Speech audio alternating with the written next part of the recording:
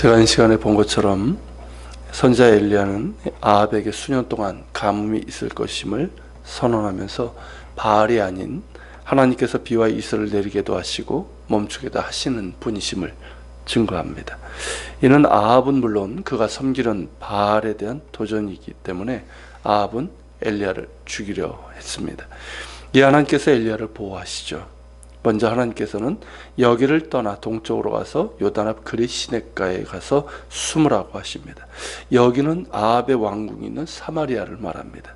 즉 아합에게 가뭄의 심판을 전한 사마리아를 떠나서 동쪽, 즉 요단 동편에 있는 그릿시내에 숨으라는 것입니다. 그릿시내는 엘리야의 집으로 추정되는 그 디셉이라는 곳이 있습니다. 지금 그것보다 이제 북쪽인데 그릿이라는 이름은 잘려진이라는 뜻을 갖고 있습니다.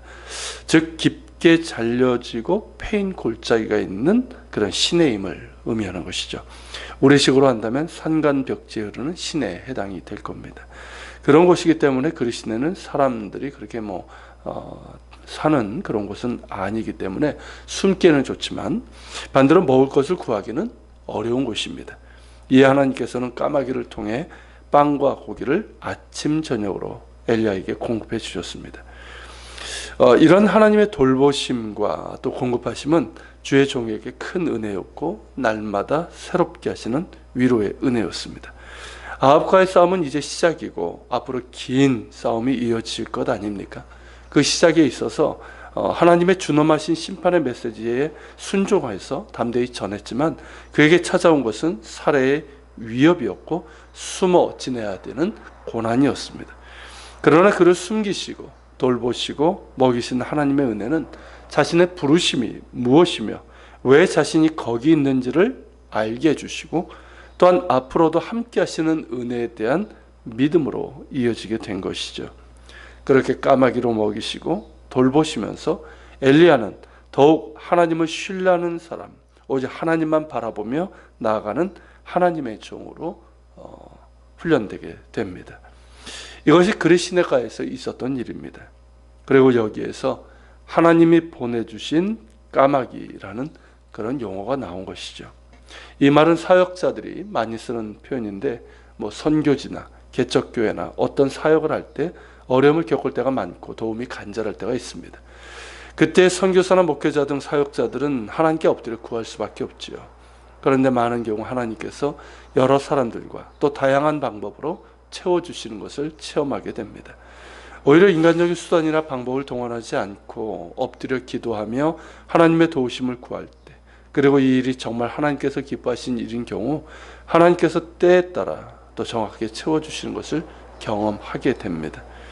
제 경우도 이런 체험을 많이 했는데 특히 이스라엘에서 근 8년을 살면서 하나님의 공급해 주심을 체험했고 무엇보다 텔아비브 요파 교회를 목회하면서 때마다 많은 분들을 통해서 채워주시고 또 다양하게 방법으로 공급해 주신 은혜는 너무나 컸습니다. 어쩔 때는 소름이 끼칠 정도였죠. 이스라엘 키부츠 자원봉사 프로그램으로 온 청년들이 매 주일마다 왔었는데 그들의 숙소로 쓰고 훈련시킬 작은 아파트를 얻고자 했을 때 교회가 개척된 지 2개월이 지난 때이기 때문에 재정이 없었습니다. 그러나 저와 교인들은 하나님께서 청년들 잘 돌보라고 보내주셨고 또 청년센터를 그렇게 세우는 것이 하나님께서 기뻐하시는 뜻이라고 믿고 아파트를 임대를 했습니다. 그리고 정확하게 바로 그때 배로 필요한 재정을 채워주셨죠. 그 외에도 유대인 선교와 수단 난민 선교에서도 필요한 재정을 채워주셨고 그래서 외부로부터 도움을 받았지만 많은 선교와 구제사역을 감당할 수가 있었습니다. 귀국 후에 예한교회를 개척해서 3년 지난 지금까지도 하나님께서 많은 분들을 통해서 공급해 주셨고 또한 다양한 통로로 채워주심을 보게 됩니다. 아무것도 없이 시작했음에도 개척 첫 달부터 이스라엘 선교를 할 수 있도록 하셨고 또한 북한 선교도 할 수 있게 하셨고 작지만 구제도 할 수 있도록 채워주셨습니다. 그것이 가능할 수 있었던 것은 많은 분들이 이 모양 저 모양으로 도움을 주신 것인데 이 모든 분들이 하나님께서 보내신 까마귀라고 그렇게 믿습니다. 물론 받는 우리에게는 사랑의 큰 빚이지요. 그 모든 분들께 진심으로 감사를 드리고 아직도 연약하지만 늘 돌보시고 채워주시는 하나님의 은혜로 인해서 감사하고 더욱 하나님을 신뢰하며 기도하며 하나님께서 기뻐하신 일들을 감당할 수 있기를 바랍니다.